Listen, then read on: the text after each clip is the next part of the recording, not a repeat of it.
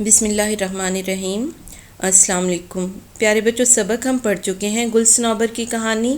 آج ہم اس کے محاورات کو جملوں میں استعمال کریں گے۔ سبق گل صنوبر کی کہانی۔ محاورات کو جملوں میں اس طرح استعمال کریں کہ مفہوم واضح ہو جائے۔ جی بچوں، محاورات کو ہم نے جملوں میں اس طرح سے استعمال کرنا ہے کہ ان کا معنی، مطلب یعنی مفہوم واضح ہو جائے، سمجھ میں آ جائے۔ پہلا محاورہ ہے ہمارے پاس سایہ منڈلانا۔ جی بچوں، اس کا جملہ دیکھتے ہیں۔ طاعون کی وجہ سے بستی میں موت کا سایہ منڈلانے لگا۔ اگلا ہمارا محاورہ ہے ہو کا عالم ہونا۔ ہو کا عالم ہونا، بلوچوں کی بستی میں ہو کا عالم تھا، یعنی بستی سنسان ہو چکی تھی، اجاڑ ہو چکی تھی۔ اگلا لفظ ہے ہمارا محاورہ ہے تان لگانا۔ تان لگانا کا جملہ دیکھتے ہیں۔ بلوچوں کی بستی سے الغوزہ کی تان سنائی دے رہی تھی۔ الغوزہ جیسا کہ ہم پڑھ چکے ہیں کہ ایک بانسری کی طرح کا ساز ہوتا ہے، تو اس کی آواز آ رہی تھی، تان سنائی دے رہی تھی۔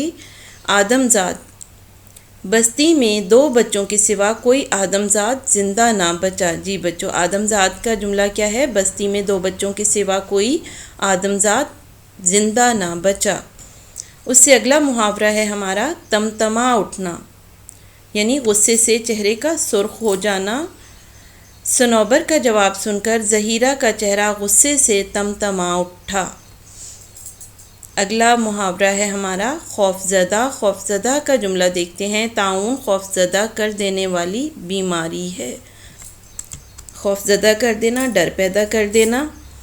اگلا محاورہ ہے ہمارا مارگزیدہ۔ مارگزیدہ سانپ کے ڈسے ہوئے کو کہتے ہیں۔ زہیرہ کا بیٹا سانپ کے ڈسنے کی وجہ سے مارگزیدہ حالت میں تھا۔ اس سے اگلا محاورہ ہے ہمارا انتقام کی آگ بھڑکنا۔